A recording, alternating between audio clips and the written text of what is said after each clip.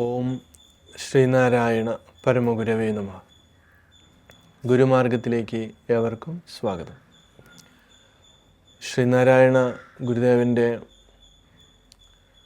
പ്രധാനപ്പെട്ട കൃതികളിലൊന്നായ ആത്മോപദേശ ശതകമാണ് നമ്മൾ പരിചയപ്പെട്ടുകൊണ്ടിരിക്കുന്നത്. അതിൽ 19ാമത്തെ ശ്ലോകമാണ് നമുക്ക് നോക്കേണ്ടതായിട്ടുള്ളത്.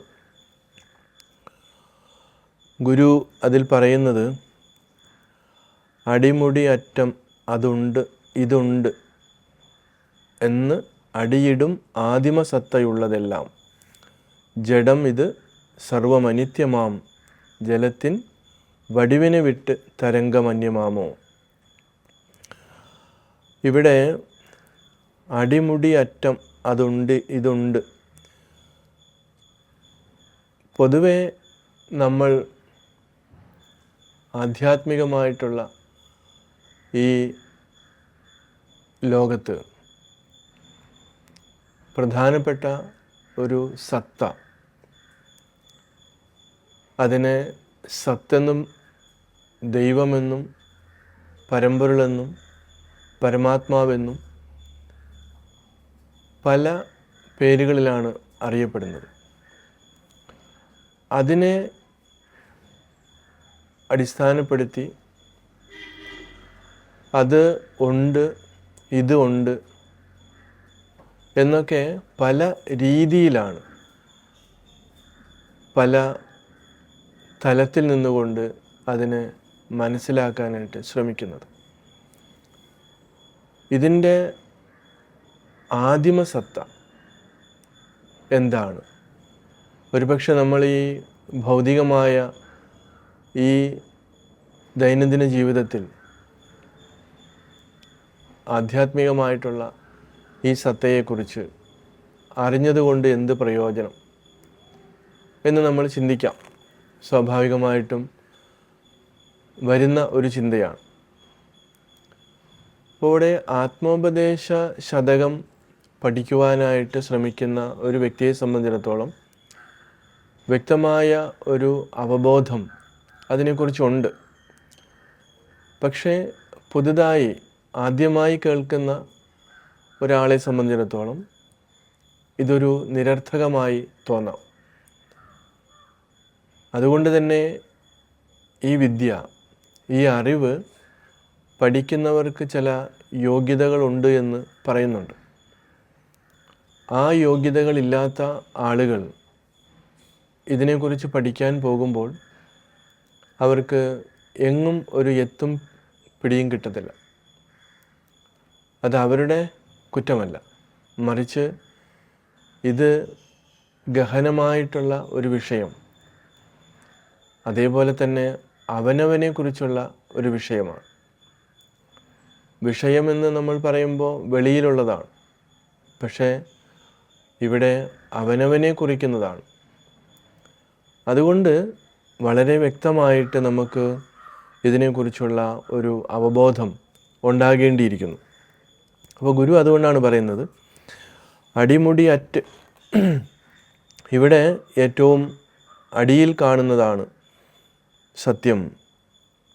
അതേപോലെ തന്നെ മുടി ഏറ്റവും മുകളിലാണ്, ഏറ്റവും ഉന്നത തലത്തിലുള്ളത്. അതുണ്ട് ഇതുണ്ട്, അതും ഇതും എല്ലാം ഉണ്ട്, അതും സത്യമാണ്. ഇനി അതല്ല വേറെയാണ് സത്യം എന്നൊക്കെ ഓരോരുത്തർ അവരവരുടെ രീതിയിൽ തർക്കിക്കുകയാണ്. പക്ഷേ ഇതെല്ലാം ജഡം. ഇത് ഈ കാണുന്നതെല്ലാം ജഡമാണ്. അതിന് ആദിമസത്ത, അതിൻ്റെ സത്ത എന്ന് പറയുന്നത് ആദിയിലുള്ളതാണ്. അതിൻ്റെ ഇടയ്ക്കാണ് നമ്മൾ പല പല അഭിപ്രായങ്ങൾ വരുന്നത്. അതിന് ഉദാഹരണം ഗുരു പറയുന്നത്, ഈ ജലത്തിൻ വടിവിന് വിട്ട് തരംഗം അന്യമാമോ. ജലത്തിനൊരു ഒരു വടിവ്, അതിനൊരു രൂപമുണ്ട്. അതിനെ വിട്ടിട്ട് തരംഗം, തിരകൾ, അന്യമാകുമോ? അത് ജലമില്ലെങ്കിൽ പിന്നെ എവിടെയാണ് തരംഗമുണ്ടാകുന്നത്? കുമിളകളും ഇതൊന്നും അവിടെ ഉണ്ടാകുന്നില്ല.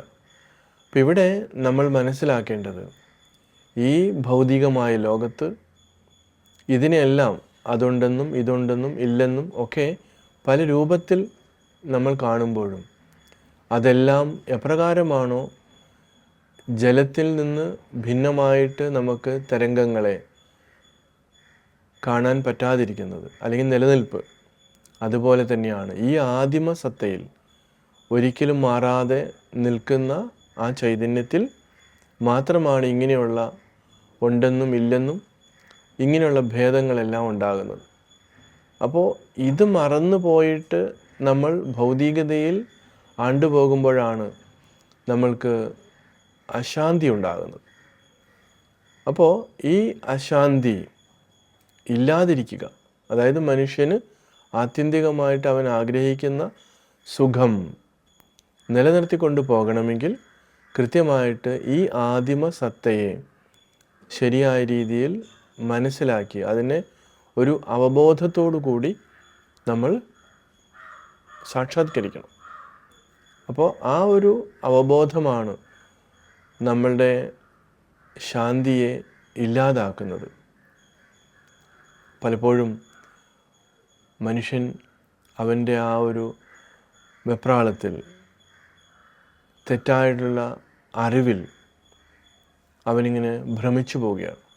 ആ ഭ്രമം മാറ്റി യഥാർത്ഥ സ്വരൂപത്തെ തിരിച്ചറിഞ്ഞുകൊണ്ട് ഇവിടെ ജീവിക്കുവാൻ വേണ്ടിയിട്ടാണ് ഗുരു ഈ ഉപദേശങ്ങളൊക്കെ നമുക്ക് നൽകുന്നത്. തീർച്ചയായിട്ടും അതിന് ശ്രമിക്കാം. ഏവർക്കും നമസ്കാരം.